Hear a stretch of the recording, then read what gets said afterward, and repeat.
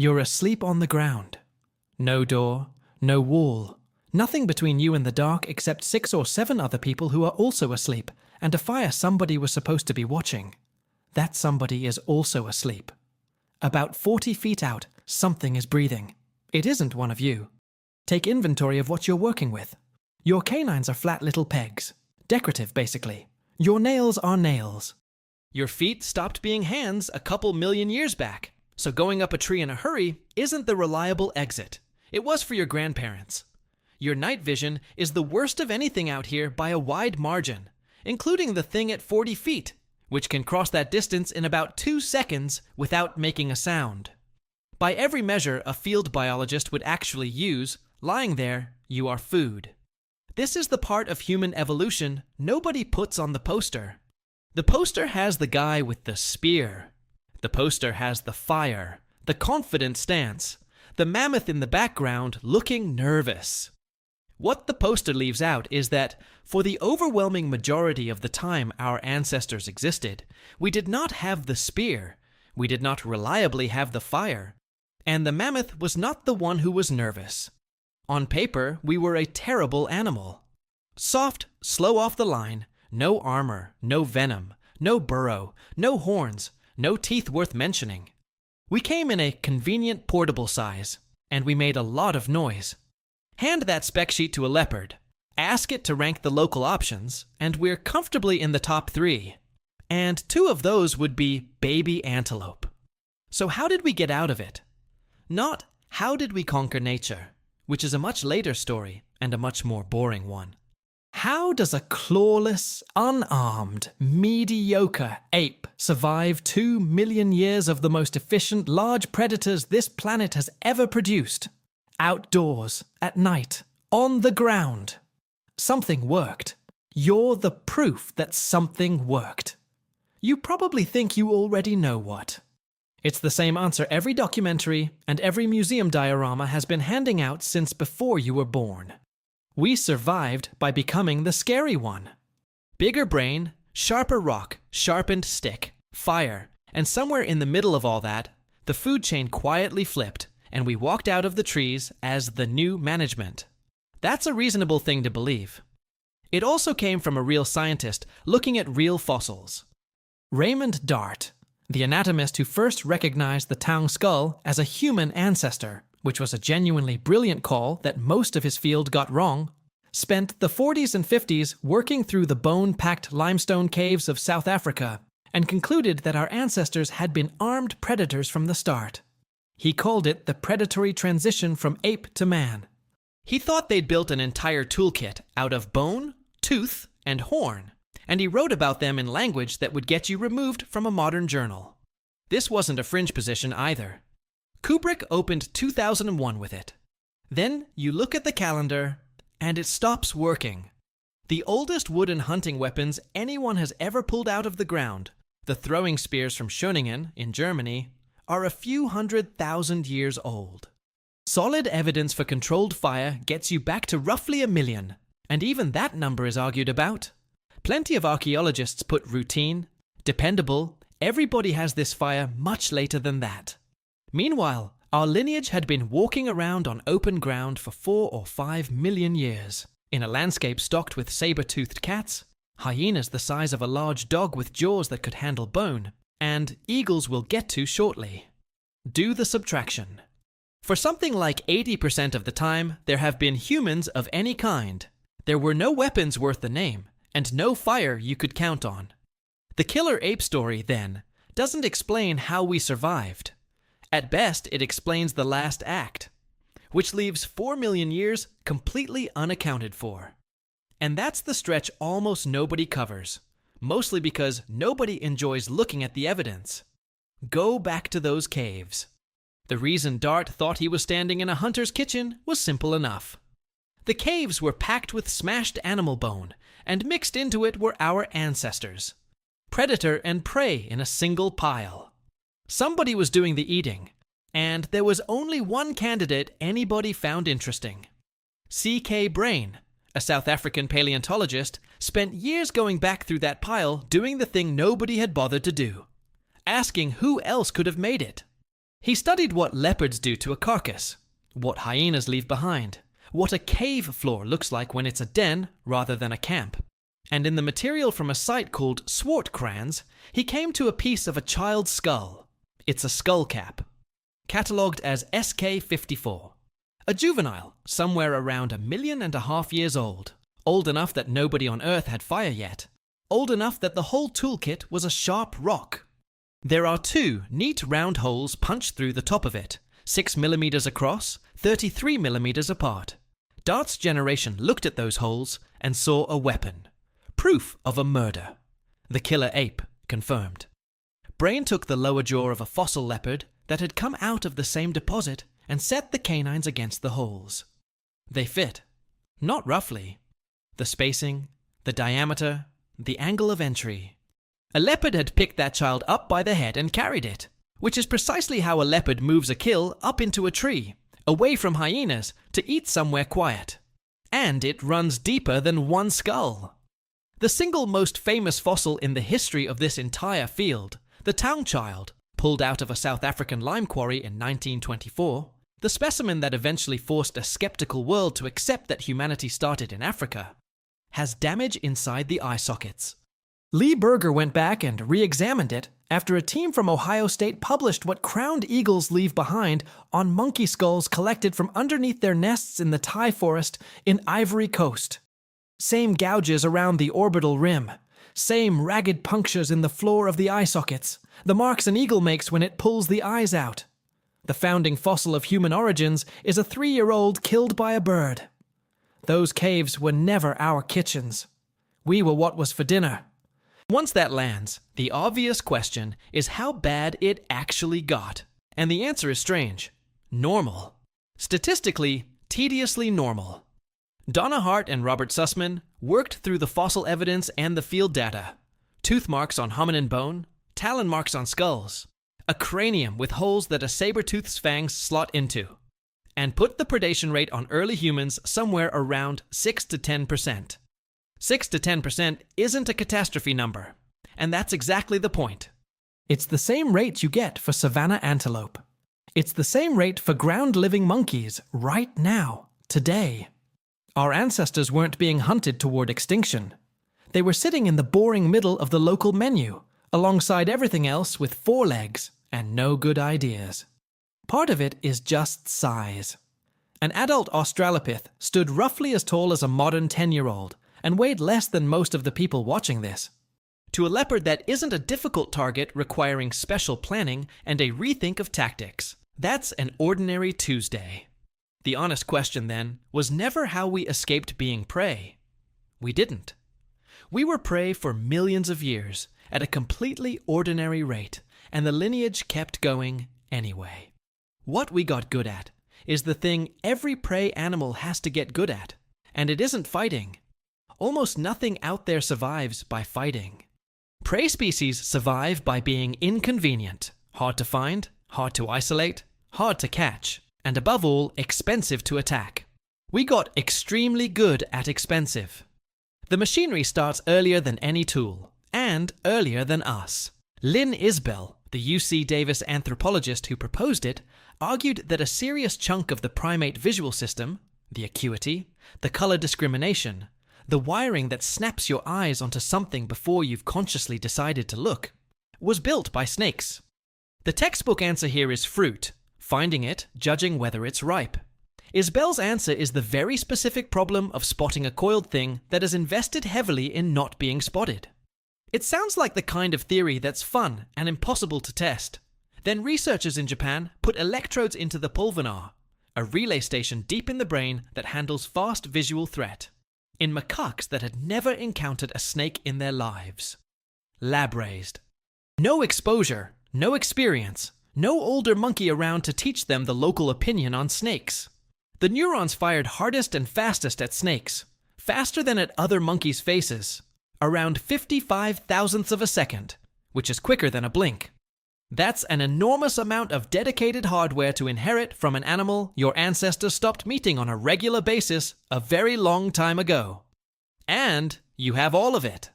When your foot catches the garden hose in the dark, and you're airborne before you've had a single thought about hoses, That isn't clumsiness.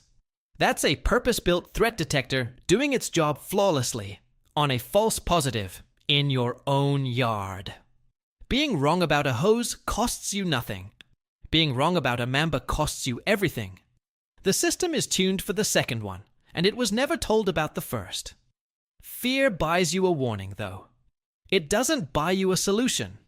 That came from somewhere much weirder. The shape of your shoulder. Chimpanzees are absurdly strong. A chimp can do things to a door that you would rather not watch. A chimp can also throw, in the sense that a chimp can release an object in a general direction. An adult male chimp throws at about 20 miles an hour. A 12-year-old Little League pitcher throws roughly 3 times that on a Tuesday afternoon. Enormous power, no delivery system. Neil Roach and his colleagues figured out why by filming college baseball players and reverse engineering the motion frame by frame. When you cock your arm back, you aren't just winding up. You're stretching the tendons and ligaments crossing the shoulder and loading them with elastic energy, the way you load a bow. Release it, and the arm catapults forward on stored energy. The rotation of the upper arm bone during a throw is the fastest motion the human body is capable of producing. It isn't really a muscular act. It's a mechanical one. 3 anatomical changes make it work. A waist flexible enough to let the torso rotate independently, shoulders repositioned lower on the frame, and a twist built into the upper arm bone itself. All 3 appear together for the first time in Homo erectus, around 2 million years ago, long before any spear, long before any dependable fire, at a point when the most advanced technology on Earth was a rock with an edge on it. Nobody planned that. 3 unrelated renovations happened to line up into a weapon. Think about what that hands a group of hominins standing in open grass. A thrown rock is the first weapon in our history that works at distance. You can hurt something without stepping inside its reach. And unlike a spear thrust, or a punch, or any other act of individual courage, it multiplies. One person throwing rocks at a leopard is an idiot with a short future. 9 people throwing rocks at a leopard is incoming stone from 9 directions at once, and there is no dodging 9. And that arithmetic quietly changes everything, because a big cat lives entirely off the condition of its own body. 1 cracked rib, 1 damaged eye, 1 leg that heals wrong, and it's finished. Not that day, but certainly. So a predator is never really asking whether it can kill you. It's asking whether killing you is worth the risk of getting hurt, and it is very good at that calculation.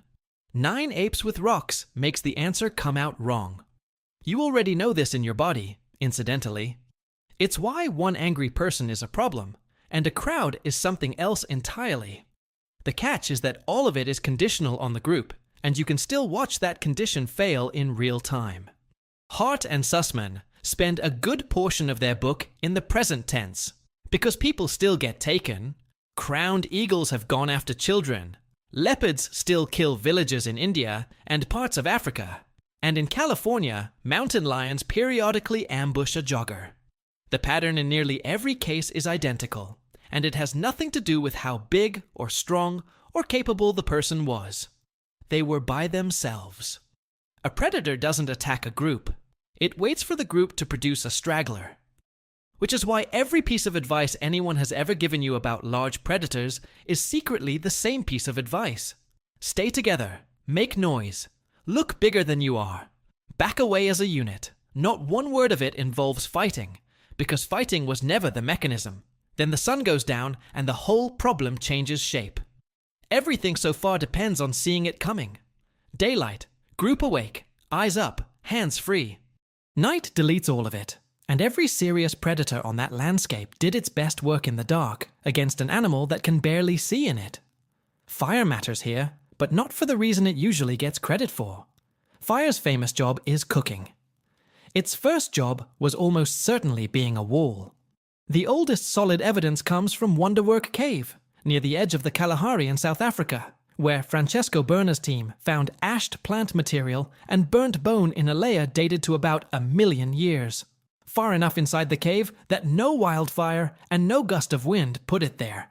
That's Homo erectus, an ancestor tending a fire, roughly 700,000 years before our species shows up at all. Fair warning, archaeologists fight about this one. Others point out there's no hearth at Wonderwerk, no sign of anyone lighting a fire in the same spot twice, and they'd put ordinary everyday fire use far later, a few 100,000 years ago. Both can be true. Occasional fire deep in the past, dependable fire much more recently, and a long awkward middle where you had fire if you were lucky. Either way, it rearranged the night. It also created a chore. Fire is not something you own, it's something you maintain. It goes out. It goes out because it rained, or the wood was green, or the one person whose entire job this was got absorbed in something else. And whatever date you eventually want to put on the first controlled fire, you can put the first argument about whose turn it was to watch the fire at roughly the same afternoon. And it goes out in the middle of the night specifically, at the exact hour when everyone who might notice is unconscious. You cannot have a fire unless somebody is awake. So who was awake? The intuitive answer is that somebody drew the short straw. A sentry. A rotation. 2 hours at the edge of camp, and then you shake the next person. It's what an army does. It's what you'd design if you sat down to design it. David Sampson and his colleagues went to Tanzania to find out, and studied sleep among the Hadza, who still live by hunting and gathering in savanna country that has hyenas and lions in it. 33 adults wore actigraphs, basically fitness trackers, for 20 nights. Something like 13,000 minutes of monitored group sleep. Across all of it, the total number of minutes when every adult was asleep at the same time was 18. 18 minutes, 20 nights. That camp was fully, collectively unconscious for less time than it takes to cook pasta. For 99.8% of every night, somebody in there was awake or surfacing toward it, and nobody had been assigned. There's no watch, no roster, no volunteer, and no Hadza who thinks of themselves as being on duty. The reason is age. Older people go to bed early and come up in the dark and can't get back down. Young adults stay up late and sleep in. Everyone in between lands somewhere across the middle, and all of them surface a few times a night to shift position, use the bathroom, deal with a baby, add a stick to the fire. Stack 30-odd people with staggered internal clocks in one place, and continuous coverage falls out the bottom as a byproduct. The night watch isn't organized.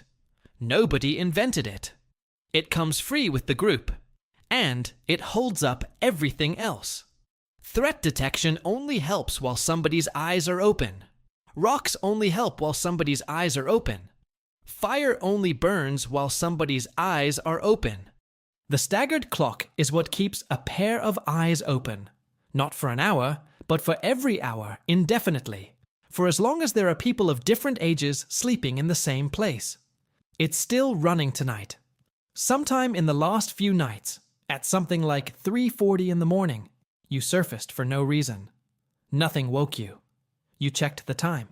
Because you always check the time, did the fast, gloomy arithmetic on how much was left, rolled over, went back down. If you're past 50, you probably did it twice. If you're 17, you probably hadn't gone to sleep yet. Somebody in your building was awake at that hour. Somebody's grandmother was up at 5 with the kettle on. Somebody's kid was still going at 1 in the morning with a screen 2 inches from their face. None of you agreed to any of it. Nobody drew up a schedule. Between you covered the entire night, the same way a Hadza camp covers it, the same way a group sleeping on open ground in East Africa 200,000 years ago would have covered it.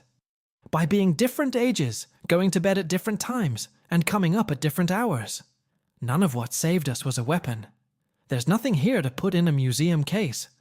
A rock needs 8 other people holding rocks, and a fire needs somebody who happens to be up. What kept us alive was other people, sleeping badly, nearby. And that's the whole inheritance. Our teeth are frankly embarrassing. What we've got is the fact that a group of us is almost never fully unconscious at the same moment, plus the related fact that sleeping alone in an unfamiliar place feels awful, which is not a flaw in you. It's a 2-million-year-old opinion about how dangerous that is, and it has an excellent track record.